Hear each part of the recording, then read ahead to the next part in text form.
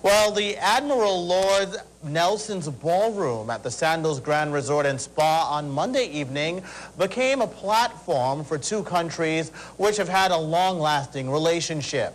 Government officials, members of the diplomatic corps, special invited guests, and the media and representatives from the Embassy of the People's Republic of China were present for the 63rd anniversary celebrations of the founding of the People's Republic of China. Elisa Graham was among the guests at the gala and files this report.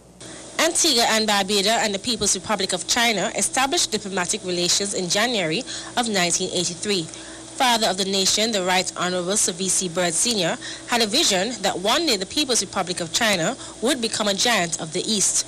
The vision has been realized since China has grown its economy a little over 8% a year. In his remarks, Prime Minister Baldwin Spencer cited various projects that citizens and residents have and will benefit from as a result of the close relationship with the Republic. He made mention of the number of students who are studying in China, the construction of the new airport terminal at the V.C. Byrd International Airport, and the Wadadli power plant. The nation's leader says government will continue to support China in all of its international efforts and policies. Our government fully supports the One China policy. We are committed to the principles of equality, mutual benefit, and respect for each other's territorial integrity and sovereignty.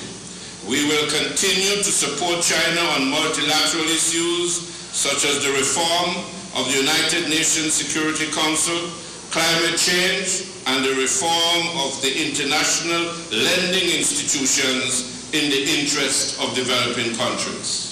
Communicating to the English audience through a translator, China's Ambassador Liu Hamming says China has assisted the Twin Island state with limited or no obligations. China has been providing economic and technical aid to Antigua and Barbuda to its best ability, while sticking to the following principles.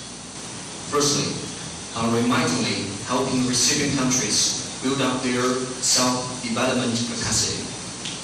Secondly, imposing no political preconditions. Thirdly, adhering to the spirit of equality, mutual benefit, and common development. Fourthly, remaining realistic while striving for the best. Fifthly, keeping pace with the times and paying attention to the reform and innovation. The projects aided by China are aiming at improving people's livelihood, creating jobs and revenue. Non-resident ambassador to the People's Republic of China, Ambassador David Shao, says negotiations are ongoing on further collaborations with mutual benefits to both China and the Twin Island state. It was a wonderful foresight.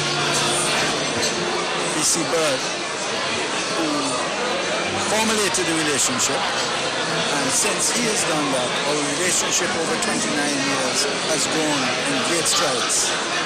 And in the next 5 years, I know as we speak, I am in the process of negotiating with my counter, Ambassador Liu, as to the way forward, which in itself will be a new way and even a bigger step forward. The night concluded with live entertainment from a special military band from the People's Republic of China. Antigua and Barbuda is the first country in the Eastern Caribbean to establish diplomatic relations with China. For ABS News, Elisa Graham reporting.